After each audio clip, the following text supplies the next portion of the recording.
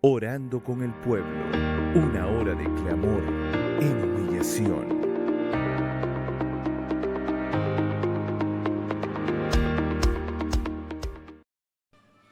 Saludos hermanos, saludos, Dios les bendiga, que Dios bendiga a cada una de las personas que se conectan de lunes a viernes orando con el pueblo. Esto es una hora de humillación, una hora de clamor, una hora de humillación delante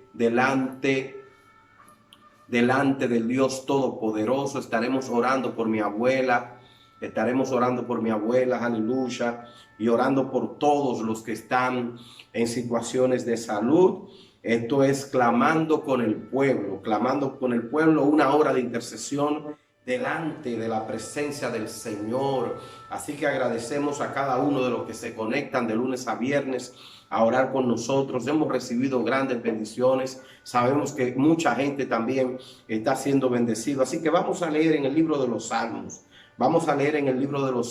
Voy a dejar primero esta palabra y luego de esta palabra voy a entrar a dejar este mensaje en el corazón de cada uno de ustedes antes de comenzar a orar.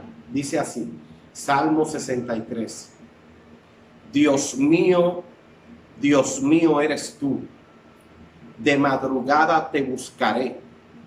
Mi alma tiene sed de ti, mi carne te anhela, en tierra seca y árida, donde no hay aguas, para ver tu poder y tu gloria, así como te he mirado en el santuario, porque mejor es tu misericordia que la vida. Mis labios te alabarán, así te bendeciré en mi vida, en tu nombre alzaré mis manos. Como de meollo y de grosura será saciada mi alma, y con labios de júbilo te alabará mi boca. Cuando me acuerde de ti en mi lecho, cuando medite en ti en las vigilias de la noche, porque has sido mi socorro, y así en la sombra de tus alas me regocijaré. Está mi alma pegada a ti, tu diestra me ha sostenido. Pero los que para destrucción buscaron mi alma caerán en los sitios bajos de la tierra, lo destruirán a filo de espada. Serán porción de los chacales, pero el rey se alegrará en Dios. Será alabado cualquiera que jura por él, porque la boca de los que hablan mentira será cerrada. Quiero comenzar esta hora de clamor, esta hora de humillación, dejando esta palabra en cada uno de ustedes. Esta palabra basada en el Salmo, en su capítulo 63. Y el contexto histórico y geográfico de este salmo es muy inspirador, porque en ese momento que el salmista David es inspirado por el Espíritu Santo para escribir este poema, David está en el desierto de Judá.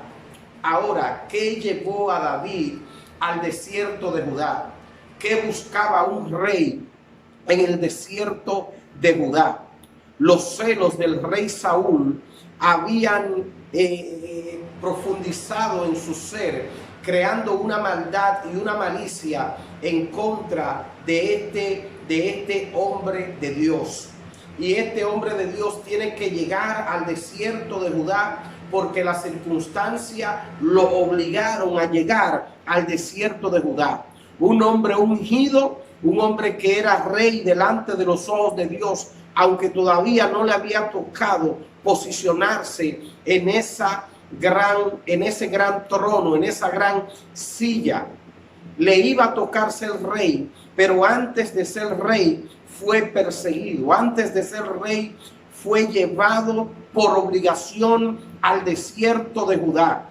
Y allí en el desierto de Judá, David experimentó soledad.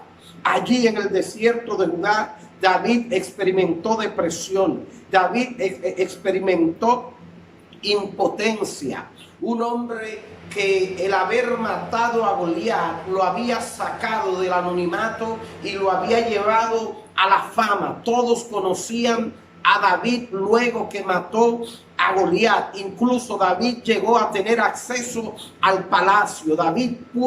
Llegó a tener acceso al rey, a estar allí en el palacio, a tocar para el rey porque la fama había llegado a los oídos del rey. Un muchacho que no solo es matador de gigantes, un muchacho que no solo mató un gigante, sino un muchacho que sabe adorar. Y allí llegó David al palacio, pero este rey se llenó de malicia, se llenó de una maldad incontrolable y comenzó a buscar a David para quitarle la vida. Y esto fue lo que condujo a David a estar en el desierto de Judá. Aunque David era originalmente de Judá, pero en ese momento estaba en los oscuros senderos del desierto. Allí estaba David en el desierto, forzado, confinado, en soledad. Y allí en ese desierto Dios estaba preparando una bendición grande para David. Dios estaba preparando una promoción grande para David. Porque quiero recordarte que a Dios le encanta bendecir en medio de la crisis.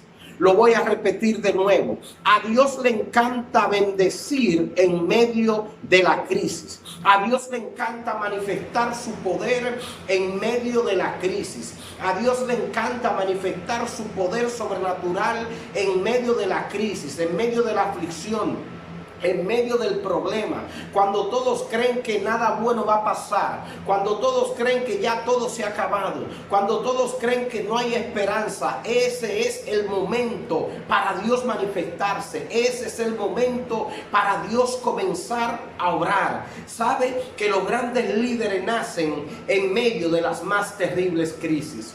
Los grandes líderes nacen en medio de las más terribles crisis. Los más grandes ministerios nacen en medio de las grandes crisis, en medio de los problemas, de las turbulencias, de los momentos que uno no entiende. Ahí nace un ministerio, ahí nace un gran líder. Tenemos el ejemplo de Gedeón, un hombre que estaba escondido. Pueden encontrar la historia en Jueces capítulo 6.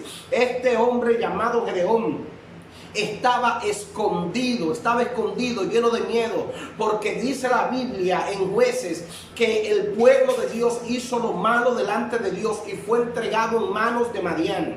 Y la Biblia dice que Madián y su ejército cada tiempo venía a molestar, se llevaba la comida, se llevaba el ganado. Así el pueblo de Dios empobrecía cada día, así el pueblo de Dios entraba en miseria cada día. Pero Dios tenía un hombre señalado. ¿Dónde estaba ese hombre? Escondido. Y Dios le manda un ángel a este hombre. Y este ángel le habla a Gedeón y le dice: varón esforzado y valiente. Y desde ahí comienza una conversación profética, una conversación que saca un hombre valiente dentro de Gedeón. ¿Cómo es posible que Dios le diga a Gedeón, hombre esforzado y valiente, cuando Gedeón estaba lleno de miedo y estaba escondido? ¿Sabe por qué?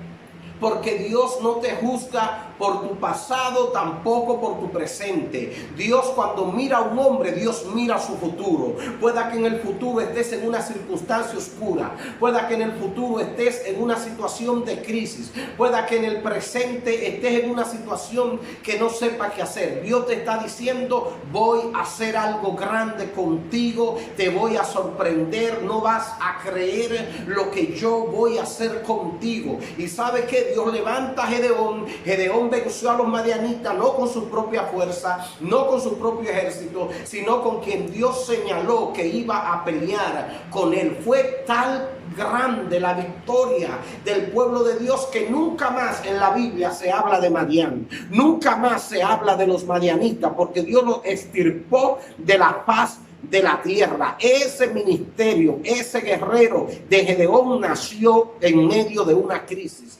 Nació en medio de un problema, en una crisis política, una crisis religiosa. Allí levantó Dios a Gedeón, y a través de Gedeón el pueblo de Dios tuvo la victoria. Pero ¿qué podemos decir de otro tiempo de crisis? Cuando el pueblo de Dios estaba siendo cautivo, esclavo allí en Egipto. ¿Qué pasó? Dios señala a un hombre llamado Moisés, un hombre que también fue confinado, un hombre que también fue procesado. Y la Biblia dice que el clamor de los hijos de Israel llegó a la presencia de Dios. Y cuando este clamor llegó a la presencia de Dios, ¿qué ocurrió? ¿Qué pasó? Dios levantó a Moisés y a través de Moisés le vino un tiempo favorable al pueblo de Israel. A través de Moisés el pueblo comenzó a ver la manifestación sobrenatural de Dios. Y se cuenta otra historia. Luego que aparece Moisés, el pueblo sí muchas veces se rebeló, el pueblo sí muchas veces pasó por momentos difíciles, pero había un guía, había un hombre lleno de Dios, había un hombre con la presencia del Señor. Y es la palabra que quiero dejar antes de empezar a orar. En este tiempo de crisis Dios te va a bendecir. En este tiempo de crisis Dios te va a levantar. En este tiempo de crisis Dios te va a abrir la puerta. Yo lo estoy creyendo, yo lo estoy creyendo. Yo estoy creyendo que Dios va a aprovechar esta crisis para promoverte. Dios está aprovechando esta crisis para darte lo que haga falta. Dios está aprovechando esta crisis para manifestar su poder y su gloria. De manera que después de ahora usted va a comenzar a decir: gracias, Señor, porque en esta crisis vas a manifestar tu presencia. Gracias, Señor, porque en medio de esta crisis vas a manifestar tu gloria. Y David, allí en Judá, allí en medio de esta crisis, David es formado. El carácter de David es formado. David es llevado a una nueva dimensión. David es llevado a una dimensión no solamente de realeza, sino a una dimensión de profeta, porque allí David comienza a vislumbrar el futuro. Allí David comienza a ver lo que Dios haría luego. Pero David también aprendió en el desierto de Judá, que en el desierto es cuando se ve la gloria de Dios. En el desierto de Judá David aprendió a buscar a Dios de madrugada. En el desierto de Judá David aprendió a ver el poder y la gloria de Dios. También en el desierto de Judá, según el versículo 3, David aprendió a valorar y apreciar las misericordias de Dios, porque a veces no apreciamos las misericordias de Dios hasta que no estamos en una situación en la que necesitemos que tengan misericordia de nosotros.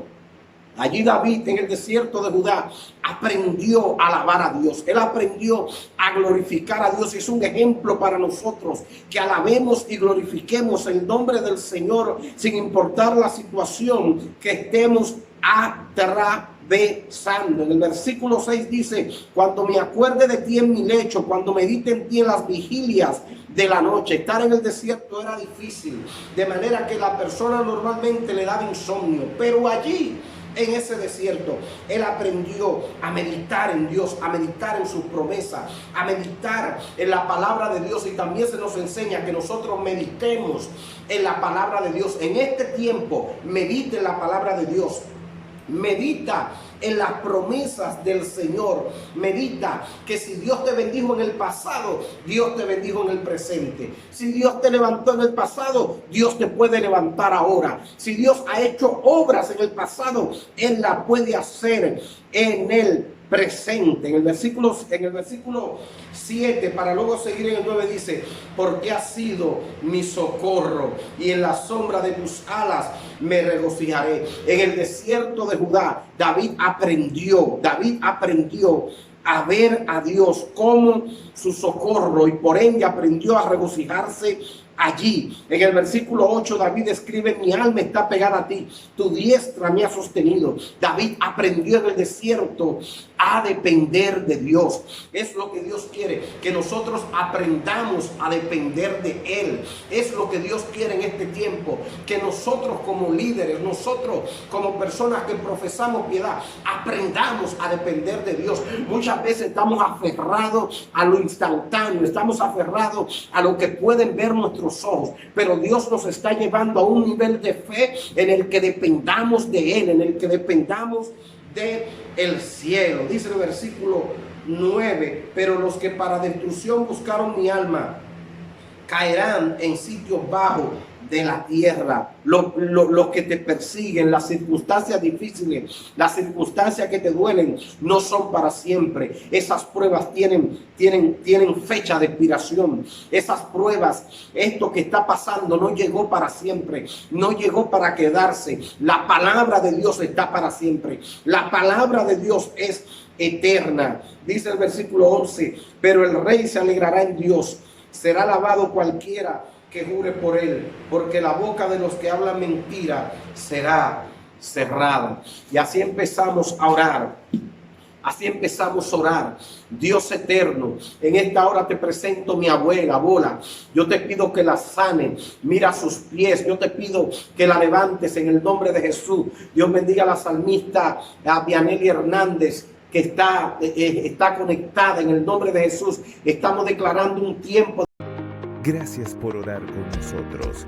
Nos vemos en la próxima entrega.